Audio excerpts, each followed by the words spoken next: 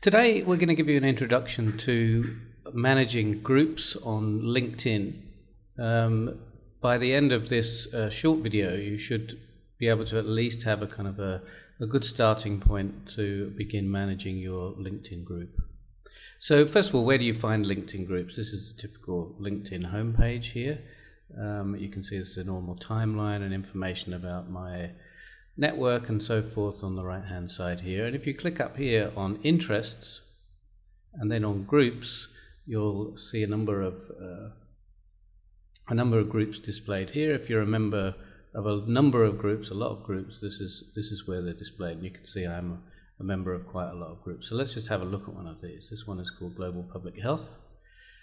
And groups are really meeting points, discussion, dialogue places for large numbers of people who are interested in similar subjects. So this group is, for example, on global public health. It has something like 115,000 members. You can see the member information here, and you'll see that these people are really from all over the world.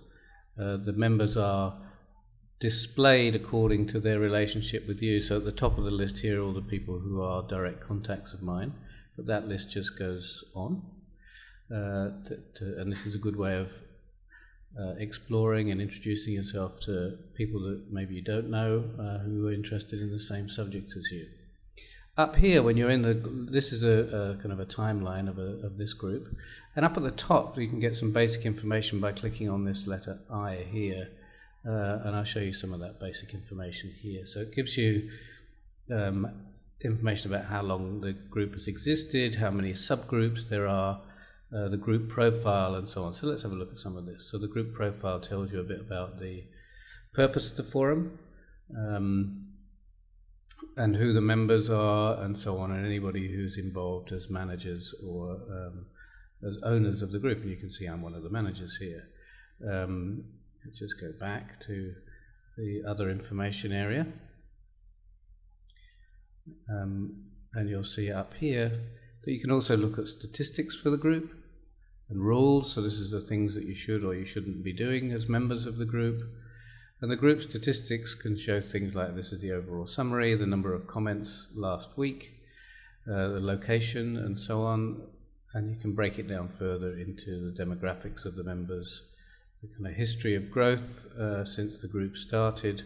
So this group is attracting about 1,000 members a week. And the kind of activity, so last week, for example, there were 180 new discussions and 17 job adverts and so on, and 300 people commented on the ongoing discussions. So let's go back to the landing page. So that's where anybody who is a member of the group can get some basic information. The functions along the top here show some of the things that are available to members of the group. There's a job section, and part of moderating a LinkedIn group is really making sure that things like job announcements and discussions are kept separate. There's a search function. You can look through the members I showed you already. Now, if you're actually moderating a group, if you're managing a LinkedIn group, there's a manage function here. Just before I show you those management functions here, if you scroll down a little bit, you can see some information on the right hand side here, and it shows subgroups. So this global public health LinkedIn group, for example, has got a number of other groups which are subgroups, and it's just important to mention that while these are subgroups, the membership and the content is completely separate of all of these and of the parent group. So if I was to post something, for example, in this social determinants of health subgroup, it wouldn't appear in the parent global public health group, and vice versa, that these subgroups operate quite separately. So let's have a first look at the functions available to you as a manager of a LinkedIn group, and this is really the nuts and bolts we want to go into some detail on.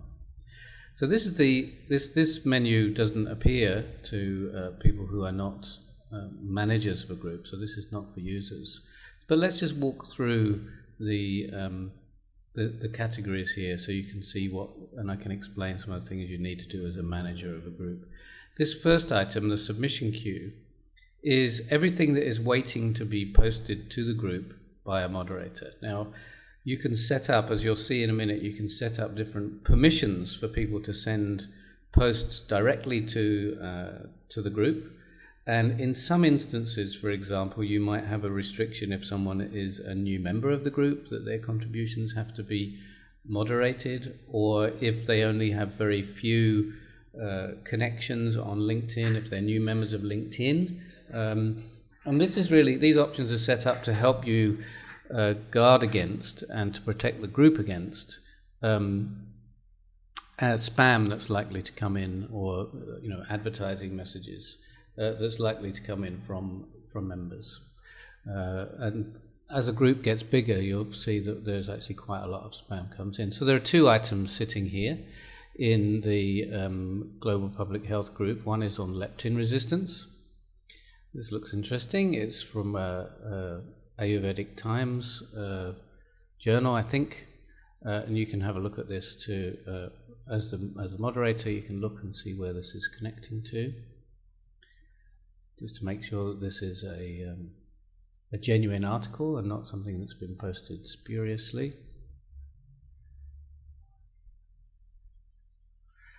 It's quite a limited article. Oh, it goes on. Yeah, that looks reasonable. I mean, really, as a moderator, what you're trying to do is you're trying to look out for things that are really inappropriate going to the group. So as a manager, I can choose to approve this, to move it to the job section, or to delete it. I can also look at this member's recent activity if I'm wondering whether or not this is a kind of a genuine member. And this is the first thing that this person has posted to the group. So I think we will just approve that, and you'll see that appear in the timeline in a minute. This one, on the other hand, is somebody offering an income opportunity that will change your life forever. That's clearly just kind of advertising spam, so we can just delete that one. And that's a typical, there are other things here. There are a couple of jobs waiting. No, they're not. These numbers in LinkedIn, there's a small bug where these numbers don't actually reflect the real numbers of what's in the menu here. The moderation queue is things which have been referred by other members. So you can see here that somebody has flagged this as an inappropriate comment, and this person is saying this website may be a helpful resource. Well, I don't think that's been flagged appropriately, so I can clear those flags, and that will be reposted to the group. And I'm not sure why that one has been flagged either, so we'll clear those flags. I mean, any member has the opportunity to flag content from the group as inappropriate, and you can change those settings so that if it's one person or 10 people that flag information as inappropriate, then it will be held in this moderation queue. The next one down here is request to join. So this is as you think. This is people who have requested to join, and you see most of these people have relatively low numbers of connections on LinkedIn. So they're new members of LinkedIn, and you can check out these people's profiles if you want to go through, or you can just kind of approve them if you know who they are, or depending on what your policy is for the group. So it looks like this person has just joined LinkedIn. They don't have any connections yet, so coming to join a group may be one of the first things that they would do. I won't go through and approve or look at all of these now, but it's really easy. You just click here to approve a member.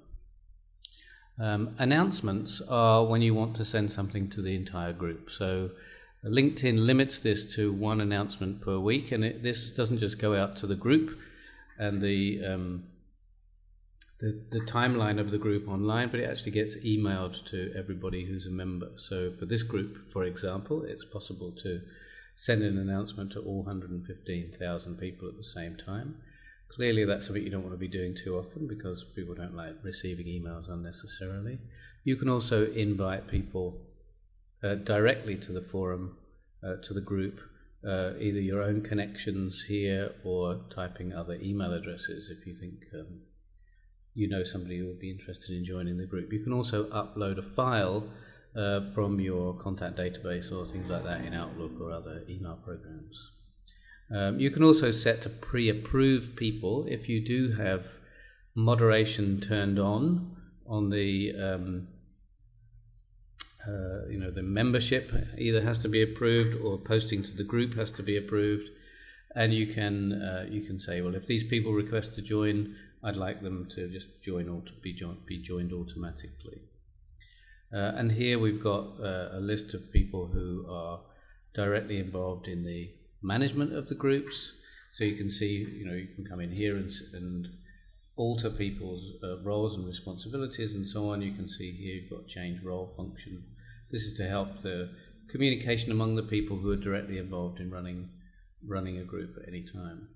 And you can keep check on the list of people who've been invited and the people who've been pre-approved. So these are really kind of daily moderator management functions up here. But then when you get down to the lower part here, you've got some more detailed settings for the group. So let's have a look at some of these. Now, don't be put off by the long list.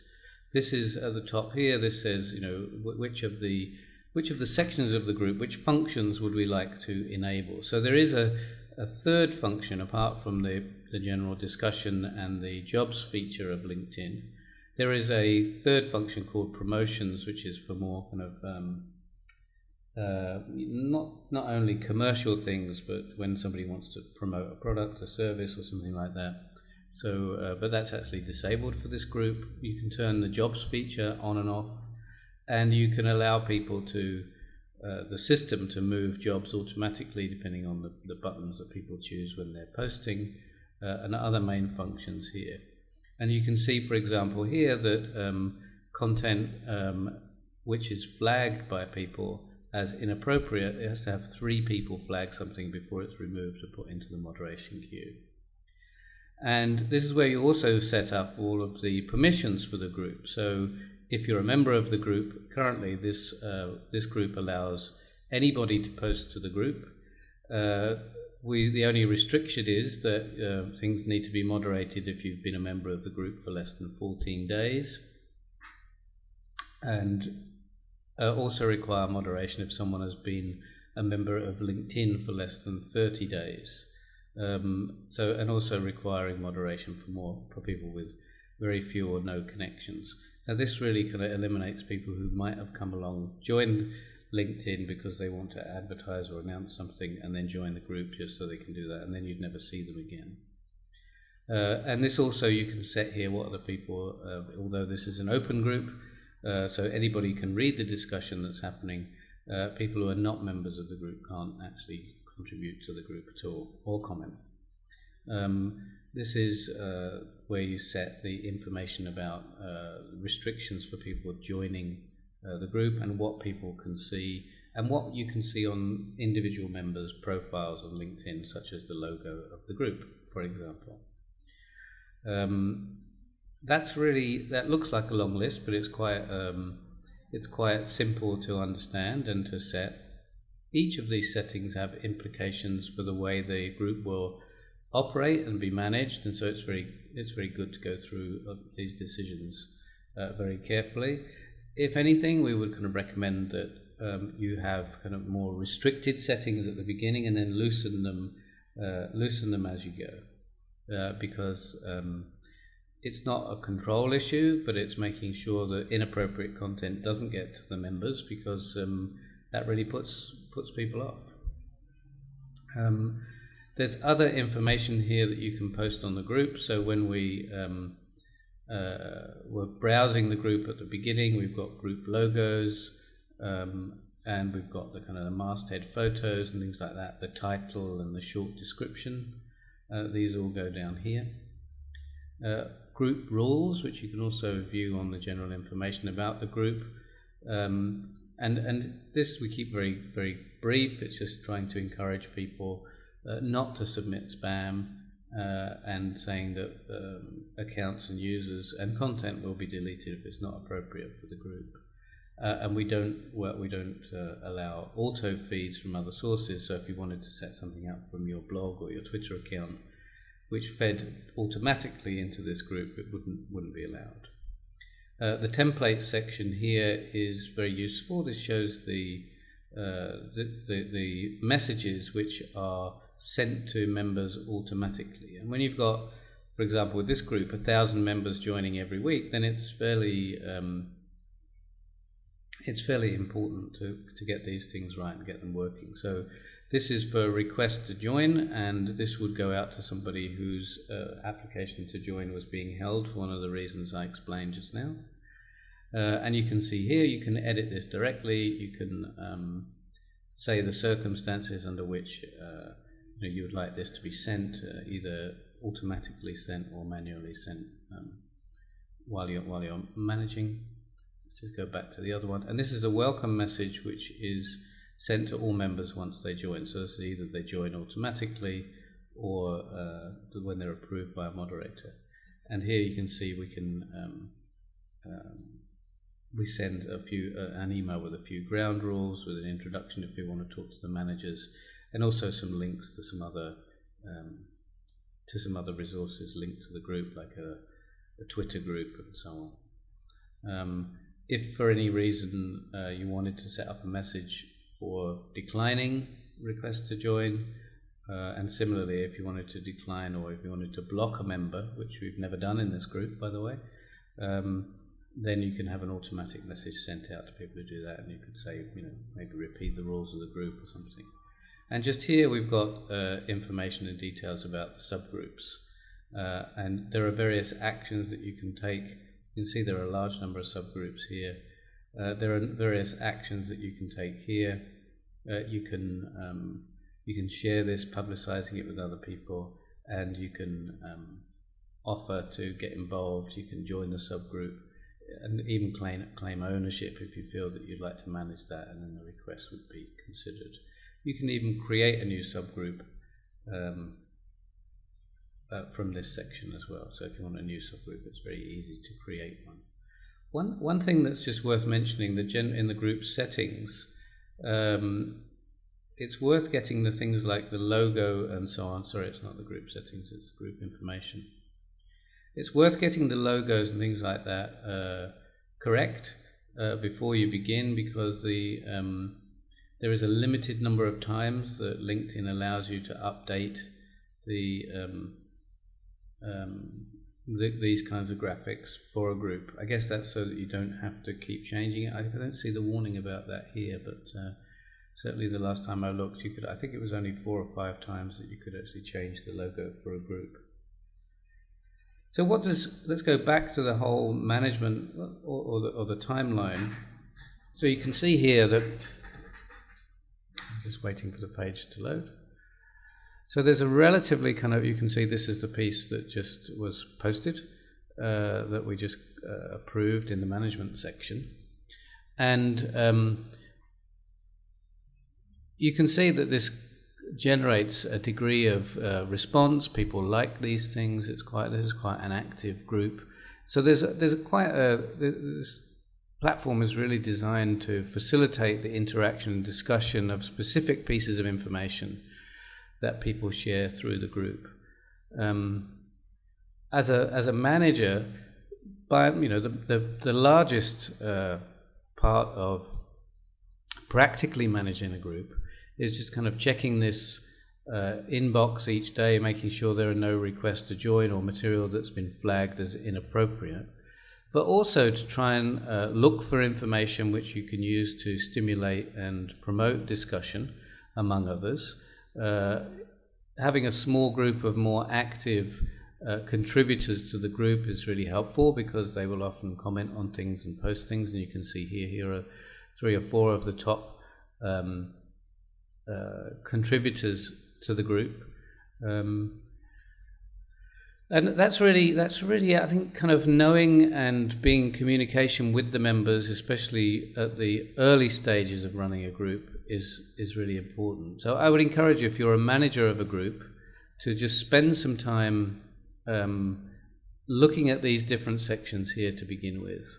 You'll probably be posting quite a bit of the information yourself in the initial stages, and don't worry, you can always go back if you post something that you don't like, or if you change your mind about it, or you're practicing something and you click the post button by mistake.